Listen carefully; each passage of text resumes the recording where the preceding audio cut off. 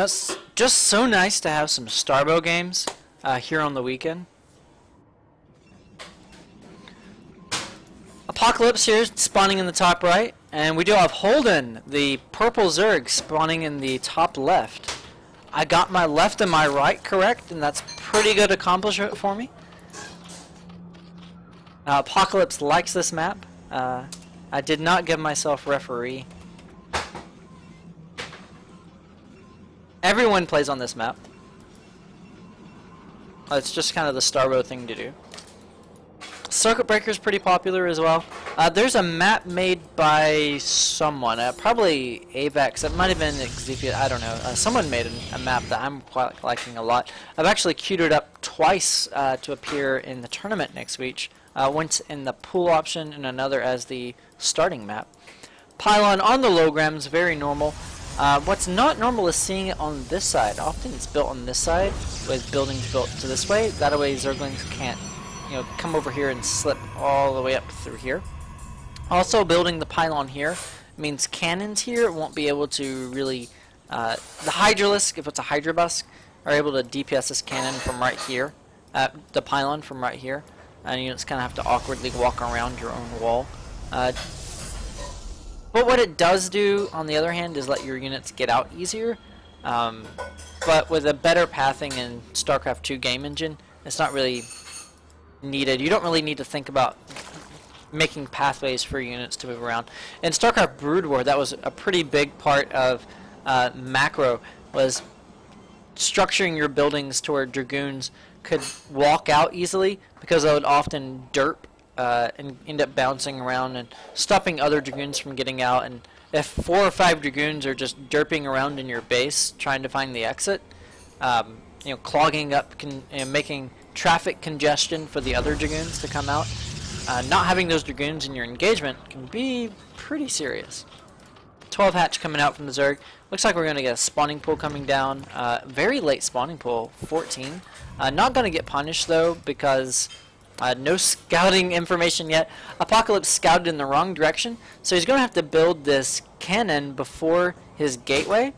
I think you could still get away with just building the gateway first anyways, being blind, but he didn't know if he was getting cheese, so going ahead and building the cannon. Pretty good call.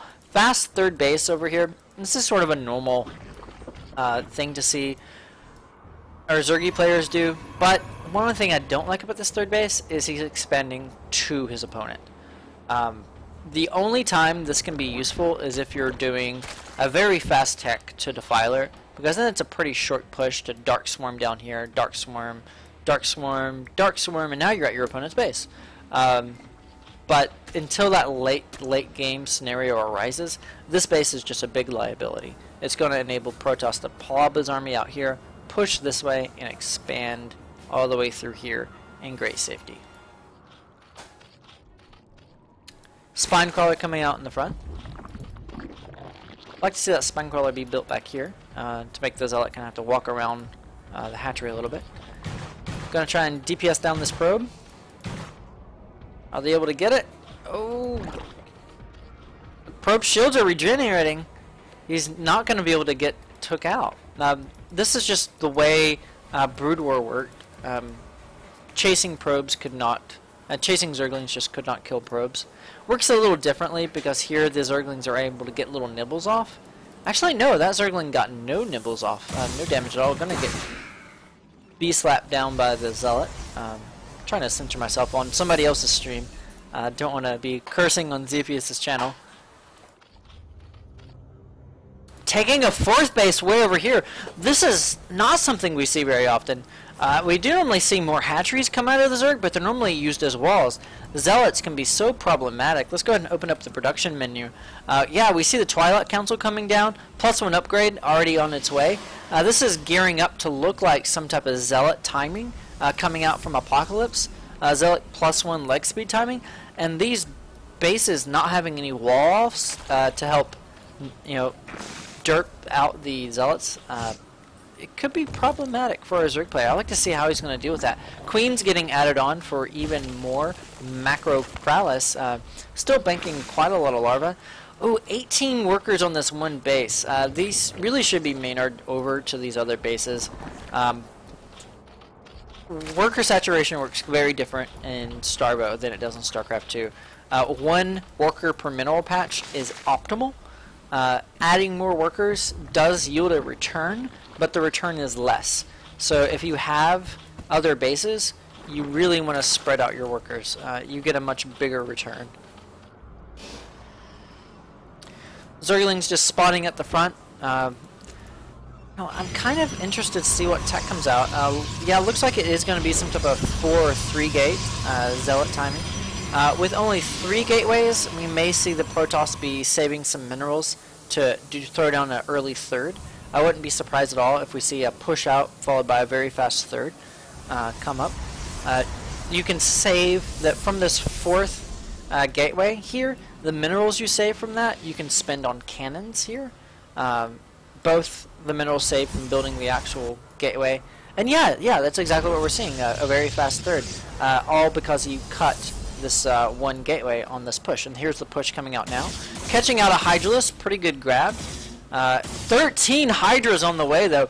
This is a 4-hatch Hydra before lair.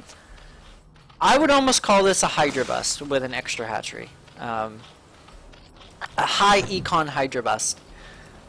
You definitely want to see the lair before you start pumping all of these Hydras. It really slows down your tech. You're just not able to get out the lurkers in time to defend huge Zealot mid-game armies. Zealots getting up here, finding themselves some Hydras to take out. And you know, Holden's going to be in a bit of a tough spot with this number of Hydras out, this sort of delayed Hydra bust. He's really going to need to throw down more photon cannons than just the 1. This photon cannon is a photon cannon saying, hey, I don't want to have to deal with... Oh, we got more Zealot aggression. That Zealot getting 1 kill on a drone there. More Zealots trying to slip their way in here. But likely going to be defended. I feel like Apocalypse is sort of throwing his army away piecemeal here. I don't think this is completely necessary. You see that this number of Hydras are out this early. The Zerg has to have not be teching. There's no way you can afford this number of Hydras and tech at the same time. So he really should be preserving his army and getting out, you know, pieces like Storm, which we do see the High Templar out. Storm just now getting researched. So this is going to be a very scary push coming up. 11-minute effective Hydra bust. This is very all-in.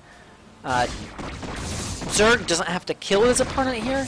He just needs to do significant damage. Taking down the cannon right away. These High Templar definitely need to retreat themselves to the high ground. And there they go. Hydra's speed is not finished yet. So it's going to make dodging these storms very difficult. But more High Templar are getting picked off, and this High Templar Archives is on the low ground. These Zerg Hydralists might be able to see that, see if he spots it, because if he knows it's there... Yeah, he knows this is there. Okay, it just finishes just in time. That could have got sniped. That would have been very devastating. Here goes the High Templar, though. Such sick storms, and these slow Hydras are not going to be able to deal with all the storm damage coming down. The Zerg army completely getting cleaned up. But I think Zerg did get good enough value for his low-tech aggression. Not having any lair out yet is just neutering his tech options.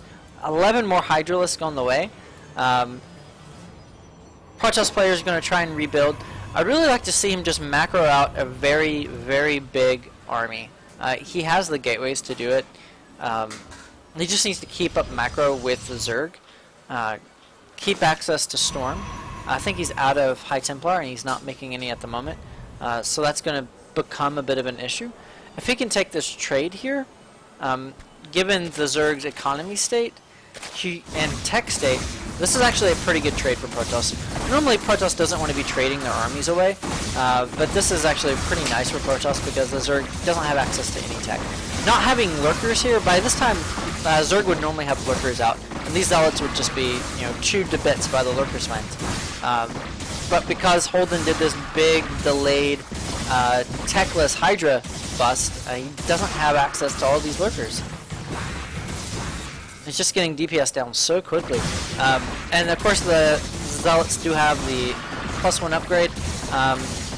Carapace not done for the Zerg, so the Zealots are being super cost effective. All of these Hydras are just getting rallied to their death.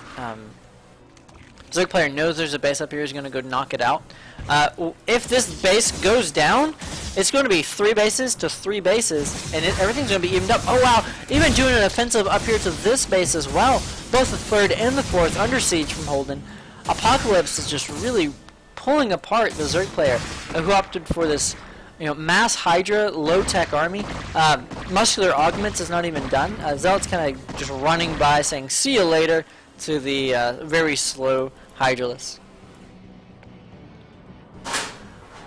Oh wow, and Metabolic Boost hasn't even been made for the Zerglings.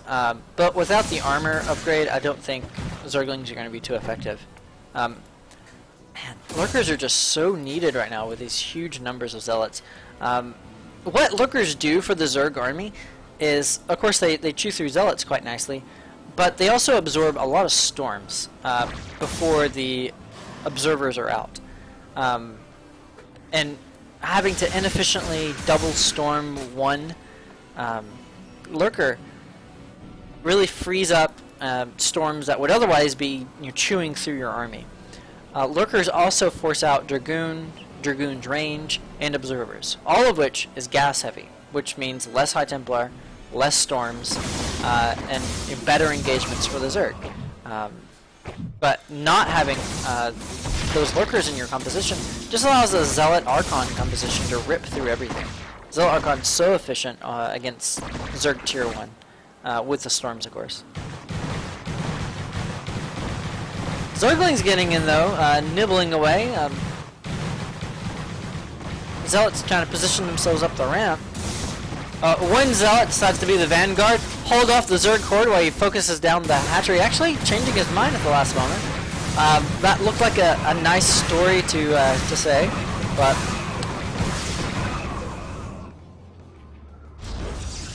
huge number of High Templar. This is a ridiculous number of High Templar. This is the Protoss army. 15 High Templar, 2 Dragoons, and like 6 Zealots. Actually, let's go to the unit counter. So I'll click 12, 12, and 2.